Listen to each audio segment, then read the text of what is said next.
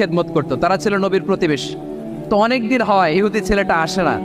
বিশ্বনবী খোঁজ দিলেন ঘটনা কি, একটা ইহুদি ছেলে না আমার খেদমতে আসতো, ছেলেটা কই? খোঁজ নিয়ে জানলেন ছেলেটা অসুস্থ। বিষ্ণু ইসলাম ওই ইহুদির বাড়িতে চলে গেলেন ওই ছেলেটাকে দেখা করার জন্য, ভিজিট করার জন্য। সুবহানাল্লাহ পড়বেন না? গেলেন, যে দেখে ইহুদি ছেলেটা মুমূর্ষ, যান যান যায় যায় ভাব, বিছানায় পড়ে আছে, তার বাবা দাঁড়ানো। বিশ্বনবী তার মাথার পাশে বসলেন, মাথায় হাত বুলিয়ে দিলেন, আর ছেলেটাকে বললেন আসলিম, হে ইহুদি ছেলে আসলিম, ইসলাম ধর্ম গ্রহণ করো। তো ছোট্ট ছেলে ভাবে আমরা ইহুদি, এখন ইসলাম ধর্ম গ্রহণ করলে আব্বা যদি বকা দেয়। ফানাযারা ইলা ওয়াজহি আবি, ছেলেটা তার বাবার চেহারার দিকে তাকালো, দেখি আব্বা কি কয়। আব্বা যদি বলে তাইলে ইসলাম ধর্ম গ্রহণ করবো। ইহুদি ছেলেটা তার বাবার দিকে যখন তাকালো, ওর বাবা বলে আতিয়া আবুল কাসিম, আবুল কাসিম যা বলে তাই করো।